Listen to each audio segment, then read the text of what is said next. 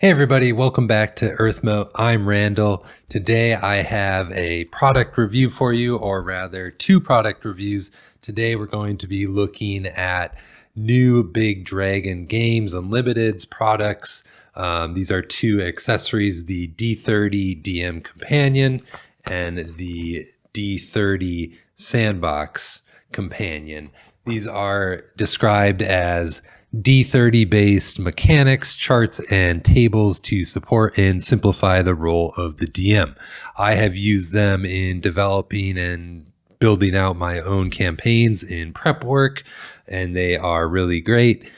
You can also use them at the table to generate different random encounters and things like that. So without further ado, let's go ahead and dive into the D30 Sandbox Companion and the D30 DM Companion. All right, here we have the D30 DM Companion by Richard J. LeBlanc Jr., New Big Dragon Games Unlimited. You can see the front cover here, and on the back it has a little bit more description. It includes things like dungeon features, mold and slimes, monster stats, trap variants, treasure hoard generation, potions, magic items, lots of great things like that. The book itself is a soft cover book, flexible, staple bound. I believe it is 36 pages long. It's obviously, as a soft cover, maybe not the most durable, but it is kind of a workbook type supplement or aid. And I think as a soft cover in that regard, it works very well. So here we have the intro, the table of contents, and using this book. Now, I haven't really discussed it yet, but the idea is all of the tables in the book use a D30. Yes, you've heard that right, D30. Unless you're a Dungeon Crawl Classics player, you might not have a D30, and that's okay. In fact, I don't own a D30, and I use this supplement, and I like it. I just use a random dice generator online, or a random number generator 1 through 30, and you can get your 1 through 30s that way. We have a dungeon mapping master key, so that gives you some information on if you want to build a dungeon, different keys that you can use to create your rooms and your maps. Here is a dungeon crawl worksheet that you can use to build out your rooms and dungeons for your players. And then the book kind of goes into this landscape view. So you have class character attribute generator, so you can roll up stats quickly with this if you'd like, based off of the different classes. Dungeon features, so walls, floors, and doors. You can roll, perhaps you roll a natural cavern, and lighting provisions is braziers that are oil filled. So different combinations that you can roll to kind of fill out your dungeon features. Very nice. Miscellaneous dungeon embellishments, miscellaneous dungeon debris if you want to kind of fill out the rooms, add a little bit of character. Then there's mold and slime generators. So you can generate different mushrooms or mold and slimes, the coloration, and any sort of effects that they might have on the players. Trap generators, so room traps here. You can design different barrier traps, floor traps, ceiling traps, magic traps, treasure containers, and protection. Basically traps for different treasure containers. Monster encounters, so overview on number appearing. The book gives a lot of different descriptions. It tries to generalize for original D&D, basic expert D&D, and first edition advanced D&D. You have your monster encounter tables for the different levels. So levels 1 through 3, 4 and 5, 6 and 7, 8 and 9. And then you got different descriptions of humans and demi-humans, maybe the different standard items they have. So maybe your players come across a fighter and he has a +1 sword.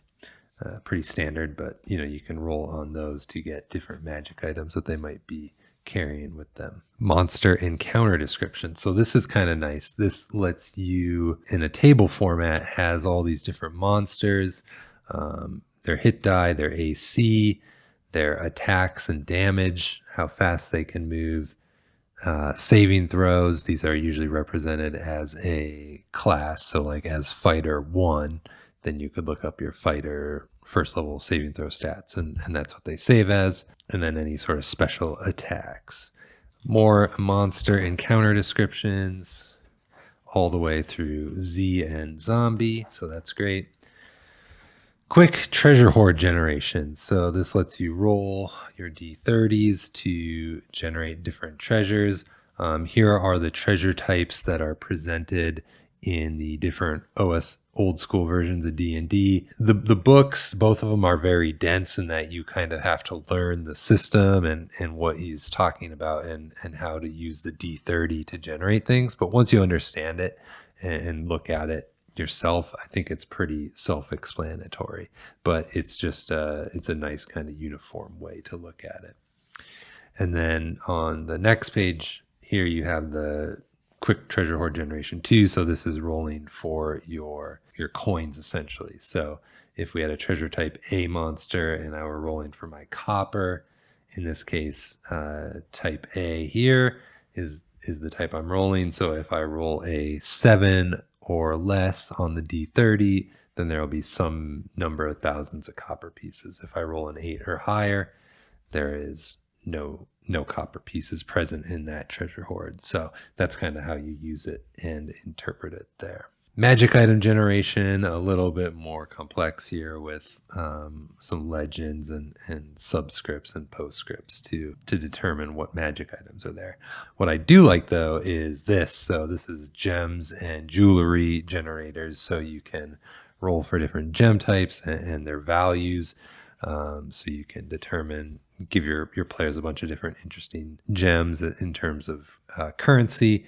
And then you can also generate different gem-centric jewelry. So perhaps you get a jade and then you roll and you get a necklace on a silver chain. So that adds some value to it.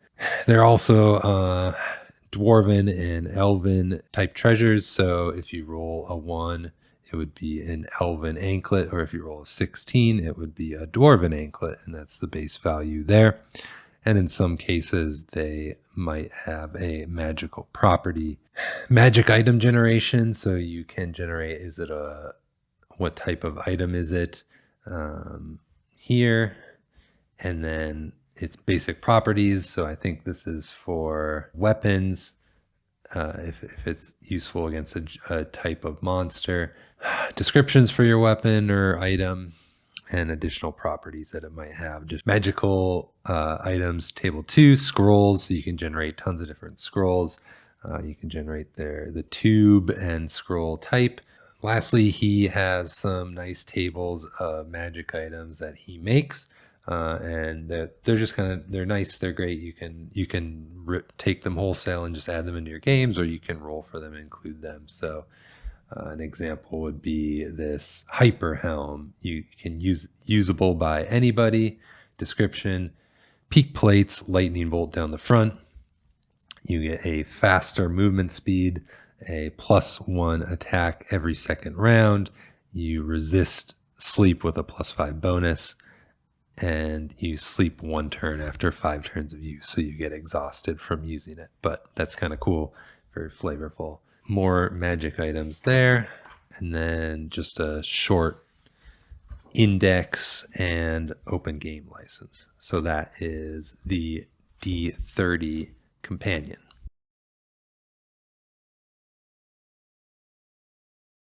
All right, next we have the D30 Sandbox Companion. Very similar layout to the D30 Companion, just sort of blue and different cover art for it. And then the back, it kind of gives you description of what's available in it. Table of contents and using this book. Again, this is same description on how to use the D30 Talks about tools for a sandbox. So gives in some adventure generators, overview of hex types, different worksheets that you can use that are present in the front. So here's the wilderness mapping key, natural terrain features. Here's a hex crawl worksheet. I don't use these worksheets because I keep all my data on my campaigns digitally. So I don't, I've never printed these off and used them. But if you like to go analog and you think this is a great organization, check it out. Settlement worksheet, NPC record sheet. Okay, going landscape, we have the start of the tables. We have adventure generator tables. So these are really great if you want to give your players more of a defined adventure or some hooks. So there's triggers. So perhaps you find a map and the major goal is to solve a mystery, murder, or death. Obstacle to the goal, let's say destroy an item. Location, maybe it's some sort of ruins. Location feature, it's a laboratory. Phenomena, maybe there's some sort of strange fog or mist going on. Villain goal or reason. Noble goal taken to extreme measures. That's very interesting. Is there an artifact involved? Perhaps it's a figurine or idol. What's the theme? Enchantment. And then key NPC, maybe some sort of tradesman. So just different tables you can roll on. Prevailing weather. You have weather events, off-course determination, foraging and hunting rules there. Natural features and phenomena. This is one I really like. So when I'm building my different hexes out, sometimes I want more of like a natural feature or some sort of feature to spark my ideas. I can look at these.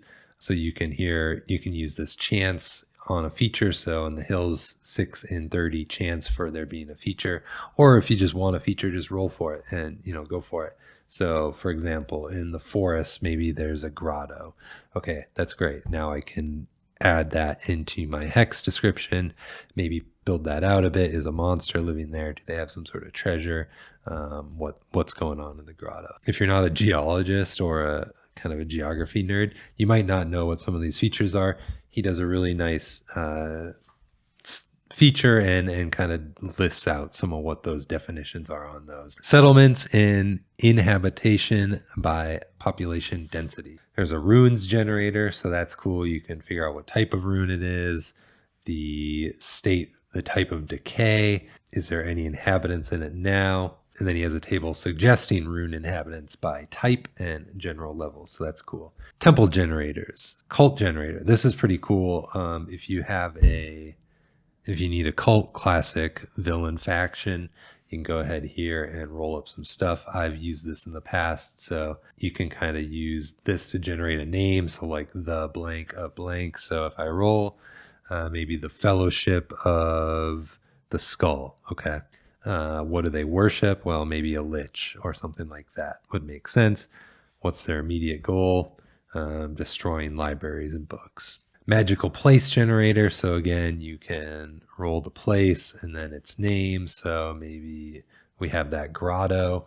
It's a grotto of light. So visitors get a +1 protection from evil. Pilgrim generators. So you can generate some of those and have your players encounter them on the road and see what they're up to. Speaking of road encounters, those are next. Road encounters are continued. Castle generators. This is great. You can generate the owner of the castle, and then based on which owner it is, there is patrol size. So maybe your players come across the patrol before they come across the castle, and they have to deal with that and explain why they are traveling through that noble's lands. Generator continues here. So type and size. You can distinguish that based on the owner. Heraldic generators, so you can generate different coats of arms, and then expanded heraldry charges and sigils down here. Settlement backgrounds, so you have government types, reactions to outsiders, economic backgrounds, nearby threats, city guards, methods of torture and execution, settlement suppliers by size of settlements, shop and shopkeeper information. So that stuff's there. If you like to roll play shopkeeping or shopping episodes, this is for you. Tavern name generators, though, are great. So you different combinations on how to generate a name, and then you can roll on these different things. So descriptors and adjectives, nouns and objects, you use this, you roll for your combo here, and then you generate something. So for example, so maybe it is the Queen's Guard. That's the name of your tavern. Great. Down here we have tavern accommodations, features, and reputation, and food. Classed NPCs. So if you need to build out some classed NPCs, these are the tables for you. You can roll for their class and race, or if you're using basic expert, you can roll for it there. Multi-class and first edition specific races. If you're using first edition, that's for you. Alignment, sex, and level. So you can roll for those as well. Quick inventory generators, quick magic item determination. This is a little bit different, a little bit more involved than we saw in the other one. NPC occupation. So if you need to flesh out some NPCs, you can roll here for their race, their sex, their occupation. Noble generators. So you can generate different nobles if you need a random one.